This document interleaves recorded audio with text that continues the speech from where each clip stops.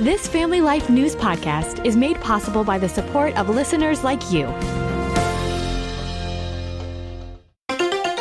Next on the 5 o'clock report. If they kill U.S. troops, I think I would do that very quickly. My vote, no, is not a pro-war vote. The most corrupt Treasury Department in our nation's history. I am going while to you have dance to take around exception with that. Now, let's go to the newsroom. New York Democrats play the redistricting game. Good afternoon. Thank you very much for joining us. I'm Mark Webster. Democrats in the New York State Legislature getting early approval for a major redistricting amendment. Family Life Sarah Harnish now to sort out what it means. New York's legislature on Wednesday passed the first part of what could turn into the next amendment to the state constitution to permit partisan gerrymandering and mid-decade redraws of its legislative maps. The amendment, which is backed by the state's Democratic Party leadership, is billed as a response to the redrawing of congressional maps in Texas and Florida that have given Republicans a slight advantage in winning congressional elections. If approved by voters next year, the amendment would allow for new congressional lines in New York prior to the midterms in 2028. Sarah Harnish, Family Life News. All right, thank you, Sarah. President Trump hosting coal industry executives at the White House this afternoon, but also talking to reporters about the top topic of the day, the war with Iran. One asked about reports that his current red line for restarting the war is if any U.S. troops are killed. Well, it would be a good reason.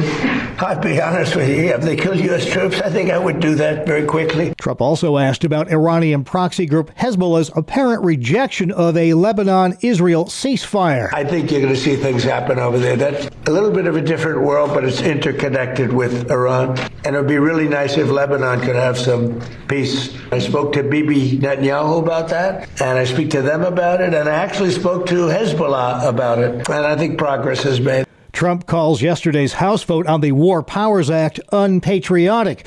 Democratic Senator John Fetterman explaining his opposition to that War Powers Act vote in an interview with News Nation. That War Powers Act would force President Trump, in theory, to end the war in Iran. It passed the House Wednesday, but has yet to clear the Senate. Fetterman says his position on Iran has always been clear. My vote, no, is not a pro-war vote, but it's absolutely a pro-no nuclear Iran. He says Democrats have to do what's right for the nation. Not a single Democrat will agree with Trump with virtually anything because that's very toxic as a Democrat. But things are much bigger than my seat. I refuse to vote for something that allows Iran to keep their nuclear materials and go back to building a bomb, which they were. The War Powers vote is generally seen as symbolic since the votes likely aren't there to override an expected Trump veto should it ever make it to his desk. Well, another stormy Capitol Hill hearing, this time Treasury Secretary Scott Bessent versus some Democrats, including California Democrat Linda Sanchez. This is probably the most corrupt Treasury Department in our nation's history. And while you dance around questions to protect. The Congresswoman is slanderous. There is nothing corrupt. We move at the highest levels. I will not stand for that. Bessent clashed frequently with Democrats during that House Ways and Means Committee session. Well, watch out, here comes the screwworm, the destructive parasite rampant in cattle herds in Mexico. Now a case has been detected in the U.S. in a calf in Texas. Ag Secretary Brooke Rollins says they're on top of it. I was on the phone with about 50 of our cattle ranchers in Texas late last night. And I said, we're getting the treatments down to you. We've got the veterinarians, we're surging inspectors, etc. Next to the state of Ohio, where there's been a takedown of alleged fraudsters. Acting Attorney General Todd Blanche making that announcement in Columbus today. Today, we unsealed a 32-count indictment against 2 state employees and 2 other co-conspirators for allegedly billing $30 million to the government for therapeutic behavioral services that were never provided. State employees among more than a dozen defendants being indicted. Now, ready for the latest scare in the air? This one happened near the Fort Lauderdale, Florida airport. Involved a packed JetBlue flight coming in for landing and a second smaller plane that apparently went rogue, not responding to air traffic control. Mad Max there appears to be southeast. That guy's insane. Authorities say a JetBlue flight from Ecuador was just minutes from landing in Fort Lauderdale on Monday when controllers warned the pilots of a nearby plane. 1286, that traffic's now descending. landing out of 4,200 feet. A short time later, those JetBlue pilots receiving an alert on the flight deck. Controllers alerting other pilots. There's a VFR out there that's been trying to climb at aircraft. ABC's Gio Benitez. The FAA is continuing to investigate that incident. Still to come on the 5 o'clock report, a recap of our top regional stories and highlights from today's Faith Under Fire. That's all coming up after Weather with Kevin. I'm Kevin Williams, and here is your Family Life regional weather forecast. The serene weather scene continues with a lovely evening, segueing into a pleasant, comfortable overnight, and we'll eke out another nice day tomorrow. But over the weekend, a cold front will arrive. With it, we'll bring a couple of showers and thunderstorms. Not a weekend washout, but a couple of raindrops will need to be dodged here and there. The call for tonight, a beautiful evening, partly cloudy, mild overnight. The northern lights, the aurora borealis, may emerge for some, especially from New York on north. The temperatures dip into the 50s and low 60s. Tomorrow, partial sun, shining, quite warm. High temperatures 80s to 90, but they'll turn much cooler during the afternoon once again along the immediate shorelines of Lake Ontario and Lake Erie. On Saturday, warm, variable clouds, some sun, a couple of scattered showers and thunderstorms in the area, with high temperatures from the upper 70s to the upper 80s. Clouds, some sun, a chance for a leftover shower or two, and just a touch cooler for Sunday. Thank you, Kevin. Now checking the stories making news where you live across New York and Pennsylvania. A man with a loaded handgun prompted a lockout at an elementary school in Baldwinsville, New York on Wednesday. Police say a 41-year-old man got out of his car and a handgun fell out of his waistband onto the school's parking lot. A staff member spotted him picking it up and alerted the school resource officer. No one was hurt. The school back open now. The Broome County Sheriff's Office holding a news conference today to give an update on that salmonella outbreak that sickened 2 of every 3 prisoners in the jail last week, some 320 in all. This is a serious issue, but we work together to be able to see all the different departments, the sheriff, the medical teams, the health department. Everybody worked together around the clock. Jail officials say that outbreak could have been even worse. You've seen the numbers. To be able to come out on top of this with today standing before you, 2 people in the hospital, we expect them to get out, is nothing short of a miracle, but it was because of the hard work and the dedication of all the people working on this. Former and current inmates have filed a lawsuit against the sheriff and the jail alleging neglect. The outbreak could end up being the second largest in New York State history. The largest reported salmonella infection to date, a downstate hospital in 1987, where over 400 people were sickened and 9 died. The Erie County, New York Health Department confirming its first measles case in the area since 2018. An Erie County resident testing positive for the virus Wednesday and recently traveled to a country where measles has spread for a year or more. The resident visited several locations while contagious, including the Golisano Children's Hospital Emergency Department.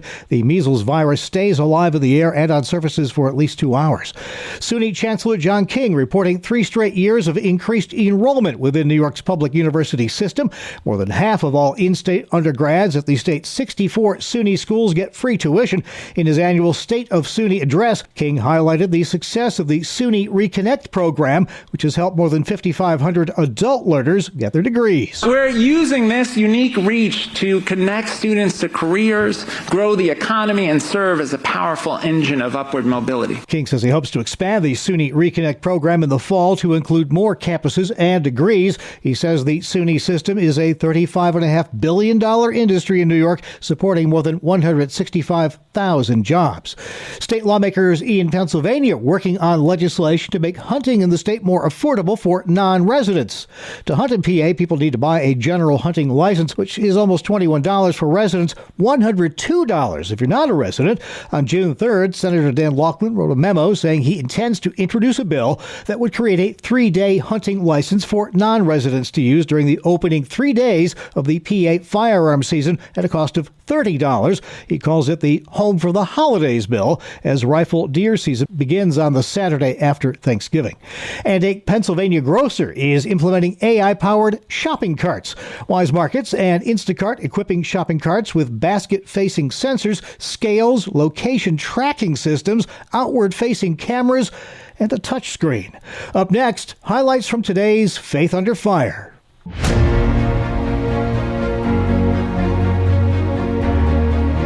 This is Faith Under Fire. We take you straight to the front lines of religious battlegrounds. I'm your host, Sarah Harnish.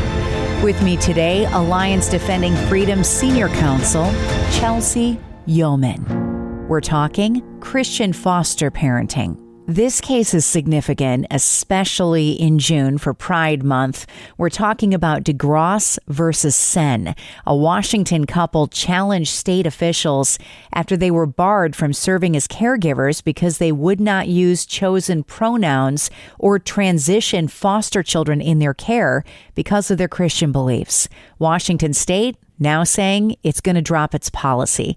Let's dig in. I think we all know that we have a foster care crisis on our hands in many states. And this family, the couple served as a foster care couple for families in Washington for 9 years. And the Washington Department of Children, Youth, and Families said because you have religious views and will refuse to affirm a child's gender dysphoria, they were told they can't serve anymore. Tell me what happens next with that case. It has finally settled, and because it's settled and the department said, okay, we're going to do a better job and the first and foremost allow children to have foster care parents in their lives, now this family is going to be able to serve again. There's another case we've got our eye on called Tingley versus Brown, and ADF is re-asking the court to rule in favor of Brian Tingley, who's a counselor from Washington whose case was denied. This is a case of a Christian counselor that isn't allowed to offer counseling to somebody who wants to transition out of the gay lifestyle.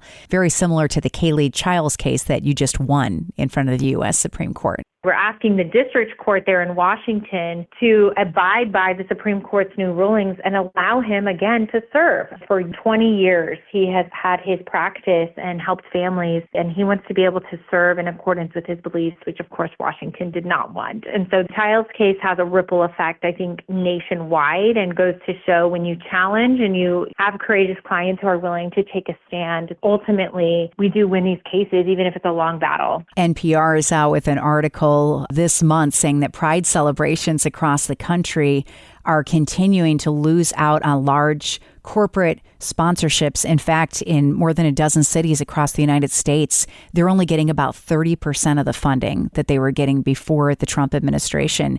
Do you think that some of the work that you're doing that's trickling through the court systems and all the way up into the U.S. Supreme Court is having an impact culturally, that we're seeing it even in these places where companies just don't want to speak out? I certainly hope that that is the case. Cancel culture was at such a peak in 2014, 15, 16, 17, a decade ago. And because of that culture, none of these corporations felt like they could take a stand. And what it really took, in my opinion, is brave and courageous clients like our ADF clients we were just talking about, who risk it all, by the way. They risk their licenses to practice. They've risked even medicine and law and therapy licenses. Some of them have lost their jobs over standing up for truth. And when you have people willing to take a stand against something as powerful as the silence culture that had taken over our country, you start to see the pendulum swing the other way. And I hope that that is the case. I hope we continue to see this. It's okay to not just adhere to your beliefs personally, but to publicly proclaim them. And that's what we're committed to at ADF, that everyone might be more free because of the types of cases and legislation that we advocate for. Learn more at adflegal.org. Thank you, Sarah. You can hear the entire Faith Under Fire feature and all of our Family Life original news features at Apple Podcast, YouTube, Spotify, and familylife.org. This is the 5 o'clock report on Family Life. Every dollar you spend is telling a story. Hi, I'm Rob West with a Faith and Finance Minute. In Luke 16:11, Jesus says, "If you have not been faithful in the unrighteous wealth, who will entrust to you the true riches?" In other words, how we handle money matters deeply. Our spending may feel routine, but the choices reveal what we value and where our trust is placed. That's why a budget is more than a financial tool. It's a spiritual one. It helps align our spending with what matters most: loving God, caring for family, serving others, and living generously.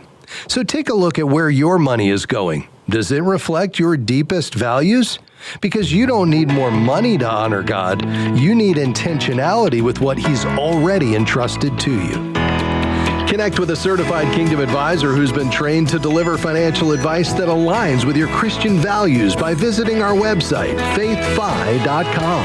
Thank you, Rob. Finally at 5. These aren't just the things we leave behind for someone else to sort and see. Well, riders apparently left a lot of interesting things behind for the folks at Uber to sort and see. The ride-sharing service out with its 10th annual Lost and Found Index, including the most unusual items left behind by passengers over the past year. Among the most unique, forgotten items, a set of dentures that only had 2 teeth, an ankle monitor, probably left that behind on purpose, a sack of marbles, an oxygen tank, a brand new mini fridge, a live fish, a mannequin, a kitchen faucet, no sink, 2 trees, a toboggan, a prosthetic eye, and a package of live butterflies. Uber says Sundays are the most forgetful day of the week, while the most forgetful day overall is July 17th. Why, they have no idea. And that's the world we live in for Thursday, June 4th, 2026. Thanks again for joining us. I'm Mark Webster, Family Life News. Thank you for listening to this Family Life News podcast. If you've been encouraged by what you've heard, please share it with others and click the subscribe button to automatically receive future episodes. Family Life is a listener-supported ministry. Podcasts like this are made possible by your financial partnership. Find out more at familylife.org.